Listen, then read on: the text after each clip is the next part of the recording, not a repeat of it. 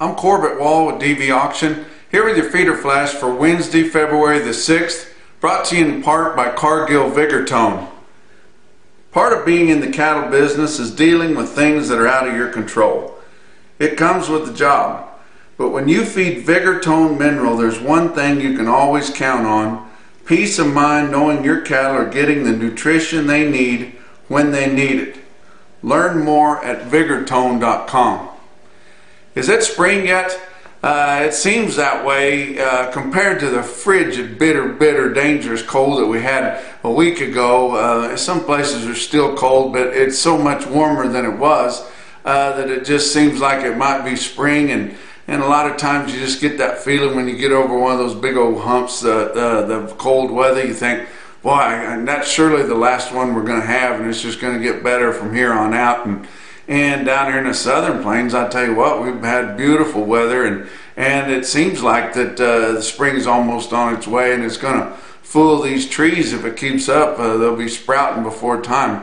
But and also the way that these guys are buying these light calves. They've been buying them, of course, since late last year, but really pouring the gas on now. And we're starting to see steer calf prices routinely approaching and exceeding $2 a pound on your lighter weights, and we're going to continue to see that more and more until we get into some green grass, and then there'll be a couple of weeks there, the first sights of green grass, that people just get that grass fever and go crazy on some of the lighter weights on the right kind. But they're already starting to get that way a little bit, and they're still kind of a buy with that cheap gain you can get on the grazing, but it won't be long before they'll be seeming kind of high compared to what our down the road board looks like for feeder cattle. But I have said this before, I think that board is undervalued for our summer months and getting into fall on your feeder contracts, but that remains to be seen. But let's look at the board. On Tuesday, February live cattle futures up 97 cents to end the day at 126.70. So we've had two positives now, and you might think that washed away last Thursday's pivotal day, but we still have not exceeded 127.12. The board's going to be under big pressure here on Wednesday, so we'll see if it's enough to get past that. I'd say if we blow past the 127.12, and I'm no technical analyst by any stretch of the imagination, but if we blow by that 127.12 either to the end of the day or even during the session, I'd say then we've got more room to grow, but we might be bumping our head on the ceiling getting up to that. April live cattle futures up 62 cents to end the day at 127.62, and you know we go off the deep end after that. March feeder cattle down 40 cents at 143.82, and February down 37 at 145.45. Your fat cattle trade, haven't seen anything too significantly yet. Talking with some of my contacts here early in the week, and we always kind of guess what we think cash is going to be, and I've been stuck on 125 here for about 3 or 4 weeks in a row, thinking that we were going to get 125, and we can't seem to get there. And then when asked what I thought cash would be this week, established market, I said 124, and they're like, what happened to 125? And I said, I've got to see them establish a market at 125 before I say 125, even though we're sitting here well into the contract month on your spot market, and you could tender those cattle for delivery, and it only takes about $1.50 to make people want to deliver, to go through that process. They're not too excited about it. Didn't go real smooth the last time we had big deliveries there a few months ago, but anyway, we should get 125, but I've got to see it to believe it. We had a few sales in Iowa on Tuesday early at 123.5. Those cattle may have been real muddy, don't know about that, but 198 dressed, and that would be fully steady right there. But box beef cutout values were a bit lower on Tuesday, ending the day at choice cuts at 217.02, down 63 cents. Selects at 213.10, down 31. Going to be at the CBP, Consolidated Beef Producers. You guys know I support them They're the ones trying to get the few independent feeders together to sell negotiated cash, and they'll take care of it for you. They've got enough cattle put together to get leverage. I definitely support more negotiated cash.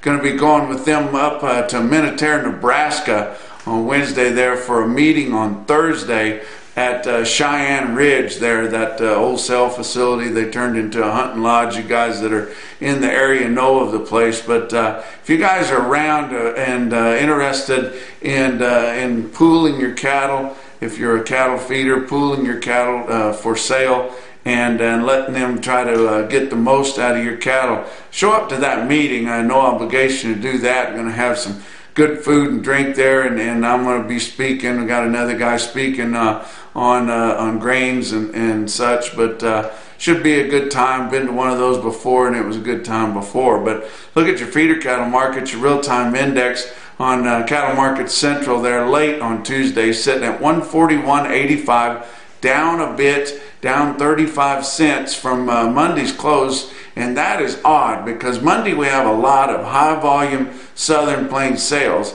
Tuesday we have more sales up in the mountain states and in the Northern Plains. But as we've talked the last couple of weeks, since they've got that bitter, dangerous cold weather up there, and things are starting to dry out down the Southern Plains, we're selling them just as good or better in some cases, and probably on not as good a cattle in the Southern Plains, and I mean that by south of Interstate 70, than you are on the north side. And that's just kind of peculiar here the last couple of weeks, but you can sure tell it on those index levels depending on where the bulk of your sales are at. But let's look at some of your sales on Tuesday. Oklahoma City West, OKC West, El Reno, 3,000 head there on their calf day. Should have a good run of feeder cattle on Wednesday here, with the weather being as nice as it's been. Kind of cool up there over there, but pretty nice and dry. But on the calf day on Tuesday, about 3,000 calves.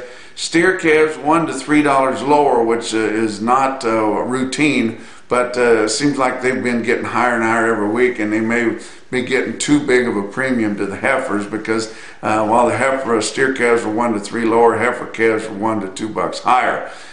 Winter livestock in La Junta, Colorado had a good sale, 2,900 head there. They called the cattle steady to $2 higher, with spots of $5 higher. And I tell you what, they were going after the lighter weight feeder calves. I mean, those 6-weight calves that'll put a lot of corn away. But look at this individual quote out of Winter Live there. 82 head of steer calves weighed 614 pounds and $168. That's a pretty impressive quote coming out of eastern Colorado there. Ozarks Regional Stockyards, West Plains, Missouri, 4,900 head. That's a place you can go to get some of those lightweight steer calves that's got some cross in them that will absolutely explode if you get them warmed up and then turn them out on some Flint Hill pasture or something like that with just native grass and some mineral. I tell you what, they've got to, we say genetics all the time talking about purebred stock. Sometimes that hybrid vigor, a little bit of cross up to them, sometimes that is the genetics you need to make those cattle explode when you're talking about a stocker animal. But feeders there, steady to firm on your feeding type cattle, but the steer calves, like I was talking about, weighing under 700 pounds, and even the 6-weight would be a stocker type steer there in West Plains. But those steers under 700 pounds, $3 to $8 higher, spots as much as $10 higher. Caroline called them there. And look at this individual quote out of West Plains there. 94 head, 493 pound steers, almost 500 pounds, bring $192. Guys, they were black and they did have the shots and all that, weaned and everything, but still, that is extreme south central Missouri, and you can throw a rock to Arkansas. Now I want to give you a few individual quotes on some feeding type steers. You can see how they kind of bring in similar type money around. Bluegrass Stockyards, Maysville, Kentucky, sold 71 steers, weighed 756 at $145.85. Tell you what, there's places up north or up in the backyard of a feedlot aren't getting any more than that for them, guys. Kingsville, Missouri, just south and east of Kansas City there, had 60 head of 898-pound steers, bring 143.60.